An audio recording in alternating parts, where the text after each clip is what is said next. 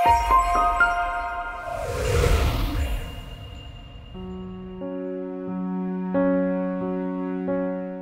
the decree enforcing the institution of the papacy in violation of the law of God, our nation will disconnect herself fully from righteousness.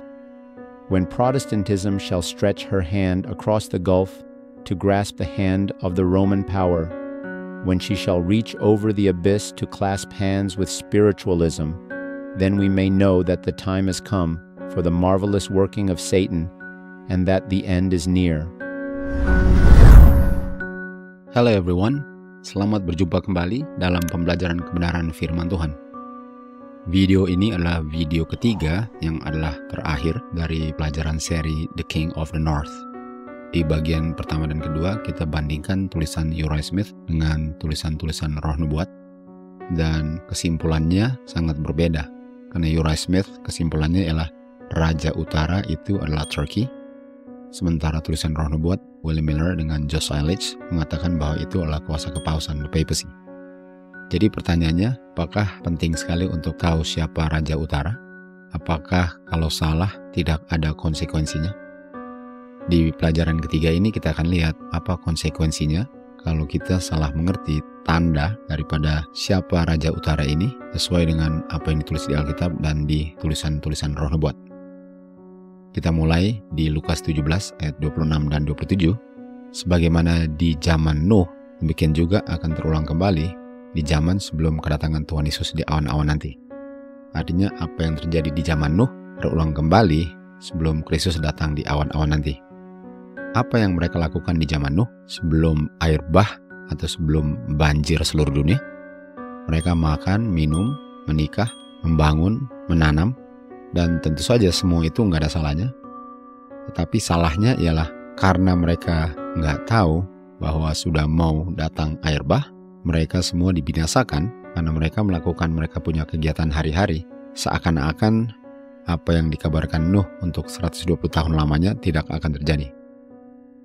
Dengan mereka melakukan makan, minum, dan sebagainya, itulah buktinya bahwa mereka tidak tahu bahwa apa yang dikabarkan Nuh akan segera terjadi. Dan oleh sebab itu, mereka semua dibinasakan. Karena yang mereka lakukan itu, makan dan minum dan sebagainya, mereka lakukan sampai tutup pintu dan sampai di hari di mana hujan mulai turun dan banjir pun mulai naik. Di Matius 25 ayat 13 dikatakan, berjaga-jagalah atau lihatlah. Yang perlu dilihat adalah tandanya. Kenapa perlu lihat tandanya? Karena kita nggak tahu jam dan hari, atau kita nggak tahu waktunya atau kapannya kedatangan Tuhan Yesus atau tutupnya pintu, tetapi kita harus tahu tandanya. Jadi apa yang kita ketahui kalau kita lihat tandanya? Jadi walaupun kita tidak tahu kapannya, kita diinstruksikan, dituntut untuk mengetahui tandanya. Karena dengan melihat tandanya yang diberikan, kita tahu bahwa waktunya sudah sangat dekat. Kedatangan Tuhan Yesus yang didahului dengan tutup pintu sudah sangat dekat. Dan untuk tidak mengetahui sudah dekatnya, karena tidak tahu tandanya atau salah mengerti tandanya, itu adalah fatal, mematikan. Dan mematikan itu sama dengan orang-orang yang hidup di zaman Nuh, karena mereka nggak tahu tandanya, dan tandanya adalah Nuh berkhotbah 120 tahun, dan binatang-binatang mulai masuk ke dalam bahtera. Itu adalah tanda-tanda yang menunjukkan bahwa sudah mau tutup pintu dan sudah mau banjir. Dan karena mereka tidak mengetahuinya, mereka semua dibinasakan di air bah itu. Di buku Great Controversy 594 dikatakan peristiwa-peristiwa yang ada hubungannya dengan tutup pintu. Untuk di zaman Nuh, peristiwanya adalah Nuh mengabarkan pekabaran untuk 120 tahun, dan binatang-binatang mulai masuk ke dalam bahtera, dan pintu bahtera tertutup, dan orang yang di luar dibinasakan di dalam air bah. Jadi peristiwa-peristiwa yang ada hubungannya dengan tutup pintu, dan ini sekarang bicara tentang zamannya kita, dan pekerjaan persiapan untuk hidup di time of trouble setelah tutup pintu, sudah dengan jelas dikabarkan dan dijelaskan. Tapi banyak orang tidak mengerti akan kebenaran-kebenaran ini, seakan-akan mereka nggak pernah mendengarnya. Dan di saat time of trouble, setelah tutup pintu, mereka akan kedapatan tidak siap. Apa yang mereka harus persiapkan agar di time of trouble, setelah tutup pintu, mereka siap. Dikatakan di early writings halaman 280 bahwa plagues atau 7 laknat ini tidak akan dicurahkan sementara Tuhan Yesus masih berada di bilik Maha Suci. Tetapi kalau pekerjaannya sudah selesai, pekerjaan intercessor atau sebagai perantara antara manusia berdosa dengan God sudah berakhir, nggak ada lagi yang akan menahan murka Tuhan yang akan dicurahkan atau dituangkan kepada orang-orang yang tidak memiliki atau di dahi mereka tertulis meterai nama Bapa. Dan di saat itu, di time of trouble itu, orang-orang yang hidup di zaman itu sekarang hidup tanpa perantara lagi. Artinya perantara itu sangat kita butuhkan sebelum tutup pintu, karena perantara itulah bukan hanya dia memberikan pengampunan terhadap dosa kita, tapi dia memberikan kuasa untuk kita tidak berdosa lagi. Tetapi di time of trouble, Tuhan Yesus bangkit berdiri, Daniel 12:1, dan dia tidak lagi akan mengantarai manusia dengan Bapa. Rencana keselamatan sudah selesai. Semua yang perlu diselamatkan sudah diselamatkan sejak Adam sampai orang terakhir di akhir zaman. Dan hanya yang dimeteraikan di dahinya nama Bapa lah yang akan sanggup untuk berdiri dan siap untuk menerima atau menjemput kedatangan Kristus di awan-awan nanti. Sementara mereka hidup tanpa perantara. Jadi pekerjaan persiapan ini adalah pekerjaan yang perlu dilakukan khususnya waktu mereka melihat tanda yang menunjukkan bahwa tutup pintu sudah sangat dekat dan setelah tutup pintu kedatangan Tuhan Yesus di awan-awan. Artinya untuk tidak mengetahui tandanya karena salah mengerti tandanya. Jadi kalau saya punya pengertian tanda itu salah, tentu saja saya menantikan tanda yang bisa saja belum terjadi, sementara tanda yang sebenarnya sudah terjadi, sehingga saya tidak mempersiapkan diri. Dan itu akan membuat saya tidak siap di time of trouble, kata lainnya fatal, saya akan hilang selama-lamanya. Jadi kita bisa lihat pentingnya untuk mengetahui tandanya dan tidak salah mengerti tandanya. Jadi apa hubungannya dengan Turkey dengan papacy? Well, kita tahu salah satunya adalah tandanya. Sesuai dengan roh nubuat, kita bisa lihat bahwa tandanya adalah kepausan. Sementara sesuai dengan apa yang ditulis Uriah Smith, tandanya adalah Turkey. Mari kita lihat apa hasilnya kalau kita salah ngerti tentang apa tandanya dan apa konsekuensinya. Jadi pertanyaannya, apa tandanya yang perlu dilihat sebagai bukti bahwa waktunya sudah sangat dekat? Murid-murid menanyakan pertanyaan yang sama kepada Tuhan Yesus di Matius 24. Mereka tanyakan, "What shall be the sign of thy coming and of the end of the world?" Apa tandanya yang menunjukkan bahwa engkau punya kedatangan sudah dekat dan akhir daripada sejarah bumi ini atau tutup pintu? Di ayat 15 Tuhan Yesus jawab, "Waktu kamu melihat the abomination of desolation." Jadi tandanya ialah the abomination of desolation dan tandanya perlu dilihat. Ini buktinya bahwa yang Kristus berikan bukan kapan terjadinya kedatangannya atau the end of the world-nya, tapi apa yang harus dilihat sebagai peristiwa yang menunjukkan bahwa pintu kasihan sudah mau tertutup. Dan tandanya adalah the abomination of desolation. Dan yang mereka tanyakan adalah the sign. Ini hanya bicara tentang tunggal, bukan jamak. Dan jawaban tunggal yang Kristus berikan kepada murid-murid, satu juga, the abomination of desolation, yang berdiri di tempat holy place, tempat yang kudus. Dan apa yang mereka harus lakukan sebagai pekerjaan persiapan untuk hidup di time of trouble tanpa perantara, yaitu keluar dari kota-kota, dalam hal ini kota Judea, dan lari ke pegunungan. Di Great Controversy halaman 30, Kristus memberikan kepada murid-muridnya warning atau amaran, sehingga mereka yang percaya perkataan-perkataannya atau tandanya berjaga-jaga atau melihat untuk tanda yang sudah dijanjikan. Dan ini adalah tanda yang tunggal. Dan Tuhan Yesus bilang, waktu kamu lihat Yerusalem dikepung tentara-tentara. Jadi kamu harus lihat karena nggak tahu kapan datang musuhnya. Dan waktu kamu melihat tentara mengepung Yerusalem, yang adalah the abomination of desolation, kamu perlu ketahui bahwa desolation atau kebinasaan Yerusalem sudahlah dekat. Kita tahu Yerusalem kebinasannya dibakar api.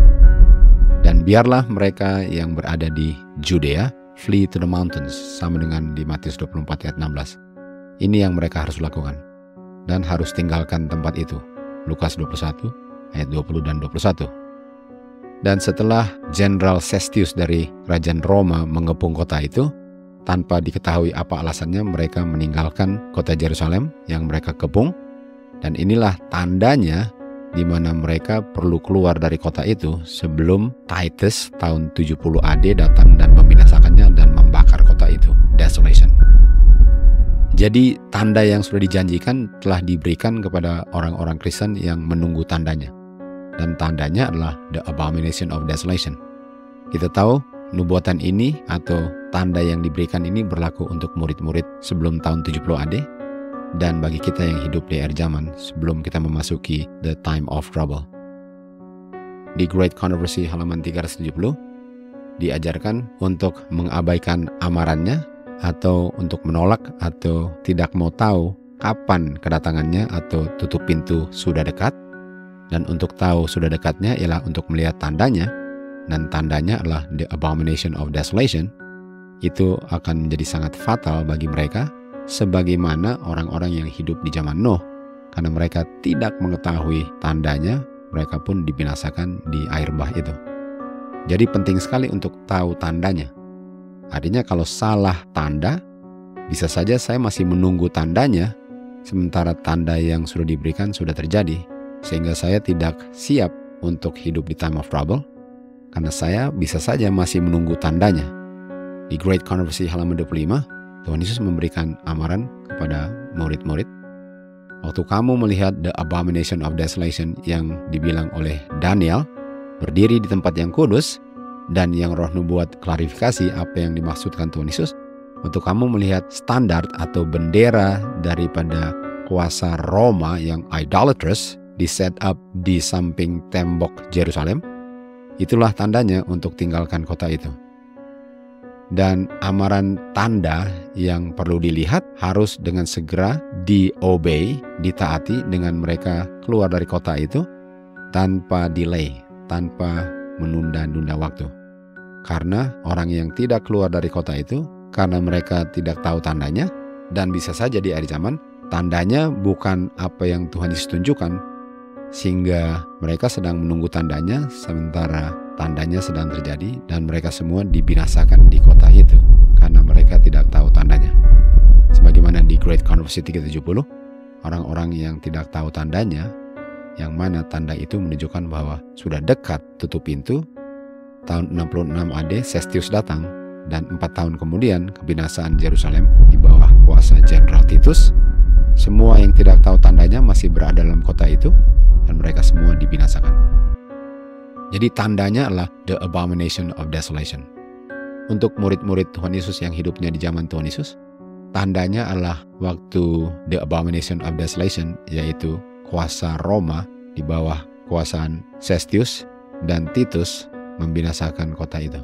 Tandanya ialah waktu Sestius datang mengepung tahun 66 AD, dan kota itu desolation dibakar tahun 70 AD. Jadi penting sekali untuk tahu tandanya. Jangan salah mengerti tandanya, karena itu artinya fatal.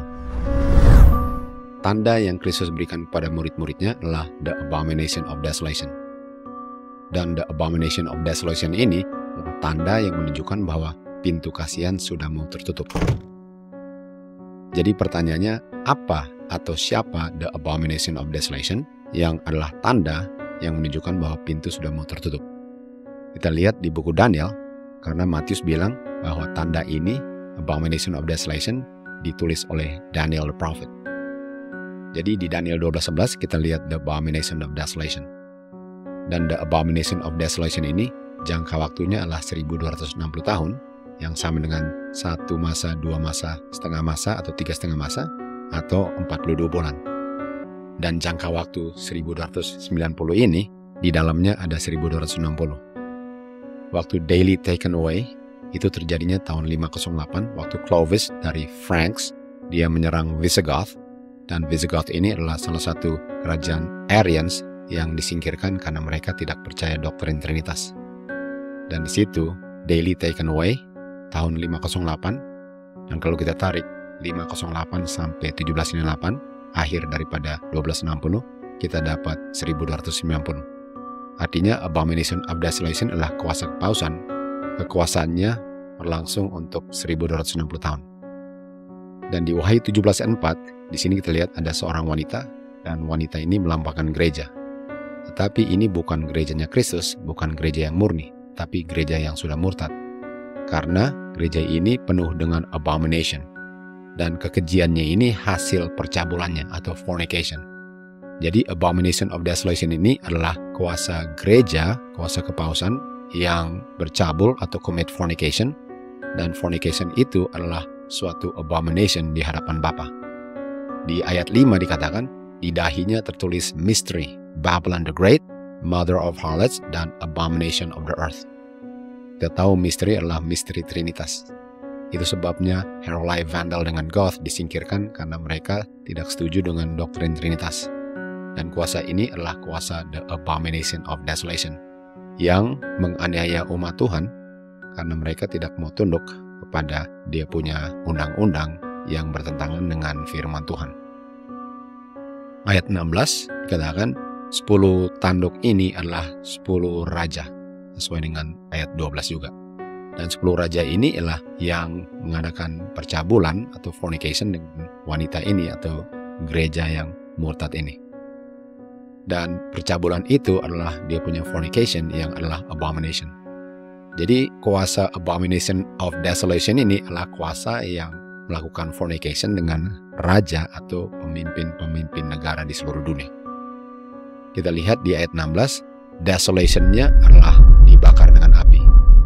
Sebagaimana Yerusalem dibakar dengan api tahun 70 AD, demikian juga ini kuasa abomination of desolation akan dibakar dengan api, yaitu dia punya punishment untuk mengadakan fornication. Karena gereja adalah the bride of Christ, dan gak bisa dia percaya dan minta kuasa dari selain Kristus. Dan dengan kita meninggalkan Kristus dan merangkul kuasa sipil, itu adalah fornication. Jadi kuasa the abomination of desolation ini adalah kuasa kepalsuan yang berkuasa selama 1260 tahun. Dan Wahyu 17 ayat 1, dia adalah pelacur yang besar. Kenapa dibilang pelacur yang besar? Karena dia commit fornication. Dan di ayat 2 dikatakan, dia punya fornication, dia punya pelacuran ialah dengan raja-raja di bumi ini. Artinya abomination of desolation yang adalah tanda yang menunjukkan bahwa pintu kasihan sudah tertutup, ialah waktu kuasa yang sama ini minta kuasanya dari kuasa sipil dunia, raja-raja dunia, itu adalah tandanya. Di saat kamu lihat tandanya itu, kita tahu bahwa kita sudah harus flee to the mountains, keluar dari kota-kota besar, dan itulah tandanya bahwa pintu kasihan sudah tidak lama lagi akan tertutup. Abomination atau fornication adalah waktu kuasa gereja meninggalkan Kristus dan sekarang minta kuasanya dari kuasa sipil. Itu artinya fornication. Contohnya di Wahyu 13 ayat 2. Dragon memberikan kuasanya kepada kuasa the beast. Kita tahu kuasa the beast ini adalah kuasa kepausan yang jangka waktunya adalah 42 bulan di ayat 5. Dan kepada gereja diberikan kuasa di mana dia menggunakan kuasa itu untuk menganiaya umat Tuhan di ayat 7. Jadi kuasa yang dia gunakan ini ialah untuk menganiaya umat Tuhan yang tidak mau mengikuti doktrinnya. Di Wahyu 17 ayat 12 ada 10 tanduk yaitu 10 raja. Dan 10 tanduk atau 10 raja ini commit fornication dengan kuasa gereja ini. Dan kuasa gereja ini menerima kuasanya dan dia gunakan kuasanya untuk menganiaya umat Tuhan. Inilah abomination of desolation. Jadi di saat kita melihat kuasa gereja ini yang adalah abomination yang akan mengalami desolation bersatu dengan kuasa sipil, dia sedang minta kuasa dari kuasa sipil untuk digunakannya untuk memaksakan seluruh dunia untuk mengikuti doktrinnya. Dan siapa saja yang menolak atau tidak mau menerima doktrinnya melalui kuasa sipil ini akan dianiaya. Di ayat 13 dikatakan 10 raja ini they have one mind atau united mind. Dan kata lain united mind adalah United Nations. Karena United Nations adalah kumpulan daripada pemimpin pemimpin negara seluruh dunia yang dilambangkan oleh angka 10. Dan mereka semua akan memberikan kuasanya kepada the beast. Ini adalah fornication. Jadi waktu kuasa kepausan datang ke Amerika Serikat dan dia ketemu di White House, lalu dia bicara di Congress, lalu besoknya dia bicara di United Nations, ini adalah fornication. Karena gereja sekarang minta kuasa atau diberikan kuasanya dari kuasa sipil, dan kita tahu inilah tandanya yang menunjukkan bahwa tidak lama lagi pintu akan tertutup dan kita akan masuk di time of trouble. Di ayat 14 dikatakan, raja-raja ini, 10 raja ini make war with the lamb. Sama dengan di Wahyu 12 ayat 17, dragon itu marah terhadap wanita dan memerangi the remnant of her seed yang memelihara hukum Tuhan dan memiliki kesaksian Yesus atau the spirit of prophecy. Jadi dengan kuasa yang dia terima, dia akan gunakan kuasa sipil untuk menganiaya siapa saja yang tidak mau mengikuti dia punya doktrin atau dia punya undang-undang yang dia lakukan bertentangan dengan hukum Tuhan. Di Testimony volume 5 halaman 464 paragraf 3 dikatakan, waktunya tidak lama lagi di mana seperti murid-murid di zaman Tuhan Yesus, kita harus keluar dari tempat-tempat tinggal kita di kota dan lari ke tempat-tempat yang jauh dari kota. Sebagaimana Yerusalem dikepung oleh tentara Roma adalah tanda untuk mereka keluar dari kota itu, demikian juga waktu kuasa diberikan kepada kuasa kepausan ini, artinya di saat dia menerima kuasanya, the assumption of power, dan kuasa negara ini akan digunakan oleh kuasa gereja ini untuk memaksakan dia punya undang-undang dan doktrinnya. Jadi sebagaimana tanda bagi murid-murid Tuhan Yesus tahun 66 AD waktu dikepung oleh kuasa Roma, itulah tanda bagi mereka. Itu adalah paralel daripada kita di akhir zaman waktu kita lihat bahwa kuasa kepausan datang ke Amerika Serikat dan menerima kuasa dari kuasa sipil di Amerika Serikat ini. Dan negara ini akan mengundang-undangkan hari sabatnya kepausan, yaitu hari Minggu. Dan kita tahu Paus datang tahun 2015 dan bicara di Congress dengan di United Nations. Itulah the assumption of power, di mana kuasa negara ini akan digunakan untuk menganiaya umat Tuhan yang tidak mau mengikuti undang-undang yang dijalankan oleh kepausan melalui raja-raja atau pemerintah dunia. Itu adalah amaran bagi kita untuk tinggalkan kota-kota dan mempersiapkan tempat among the mountains. Jadi sama dengan Matius 24 ayat 15, di saat kamu lihat abomination of desolation, itulah tandanya untuk flee to the mountains. Demikian juga waktu kamu lihat fornication ini terjadi, di mana kuasa gereja bersatu dengan kuasa sipil dunia, itu artinya tidak lama lagi pintu kasihan akan tertutup dan kita akan masuk the time of trouble. Dan di ujung time of trouble itu, Tuhan Yesus datang di awan-awan. Jadi tandanya sudah sangat jelas. Jadi untuk bilang bahwa kuasa ini adalah kuasa Turkey, yang diartikan dengan Turkey ialah Turkey akan datang dan mendirikan sanctuary atau dia punya temple, Ka'bah di Yerusalem, sesuai dengan Uriah Smith, itulah yang mereka tunggu. Jadi peperangan yang terjadi di Timur Tengah sekarang, seakan-akan sedang menuju pengenapan nubuatan bahwa Turkey akan datang untuk mendirikan dia punya temple di Holy Place di Jerusalem. Sementara roh nubuat dan pioneers yang lain bilang bahwa ini abomination of desolation ini adalah kepausan dan ini sudah terjadi tahun 2015. Jadi di Matius 24:3, waktu murid-murid menanyakan kepada Tuhan Yesus, what shall be the sign? Apa tandanya dari kedatangan Tuhan Yesus dan the end of the world atau tutup pintu? Jawaban Tuhan Yesus di ayat 15 dan 16 ialah, waktu kamu lihat tandanya, dan tandanya adalah abomination of desolation. Dan yang harus kita lakukan adalah flee into the mountains. Tentu saja tandanya harus dilihat, karena kita nggak tahu kapan, jam atau harinya, kapan tutup pintu close of probation atau the Son of Man cometh, atau kedatangan Tuhan Yesus di awan-awan. Dan kita sudah lihat tadi bahwa the abomination ini adalah kuasa gereja bersatu dengan kuasa sipil, dan itu adalah abomination yang adalah fornication. Dan tidak lama lagi pintu akan tertutup. Jadi di Great Controversy halaman 370 dikatakan, walaupun nggak ada yang tahu hari atau jam kedatangannya, kita diinstruksikan dan required atau dituntut untuk mengetahui bahwa kedatangannya atau tutup pintunya sudah dekat. Dan kalau kita mengabaikan amarannya, dan kita nggak mau tahu atau kita lalai untuk mengetahui kedatangannya sudah dekat atau tutup pintunya sudah dekat, itu adalah sangat fatal. Dan fatalnya sebagaimana orang-orang yang hidup di zaman Nuh, mereka masih melakukan kegiatan seperti yang mereka lakukan setiap hari, sementara pintu sudah tertutup dan tidak lama lagi akan turun hujan dan air bah akan menutup bumi ini. Di Testimoni 5 dikatakan, dengan undang-undang memaksakan institusi kepausan yang adalah pelanggaran hukum Tuhan, demikian juga bangsa kita atau Amerika Serikat akan memutuskan hubungannya dengan righteousness. Dan negara kita ini dikatakan ialah Protestantism, karena negara ini ditemukan berdasarkan prinsip Protestantism. Itu sebabnya di Wahyu 13 ayat 11, negara ini seperti domba, tetapi akan berbicara seperti dragon. Jadi waktu negara ini, Protestantism akan mengulurkan tangannya dan berpegang tangan dengan kuasa Roma atau kepausan. Dan ini terjadinya September 24, 2015. Dan dia juga akan merentangkan tangannya dan berpegangan dengan spiritualism. Dan di bawah 3 kuasa ini, yaitu Roman power, Protestantism atau apostate Protestantism, dan spiritisme, negara ini akan menolak semua prinsip-prinsip daripada konstitusi sebagai negara Protestan dan Republican. Dan akan membuka jalan untuk disebarluaskannya papal falsehood atau ajaran-ajaran yang tidak benar daripada papal dan tipuan-tipuannya.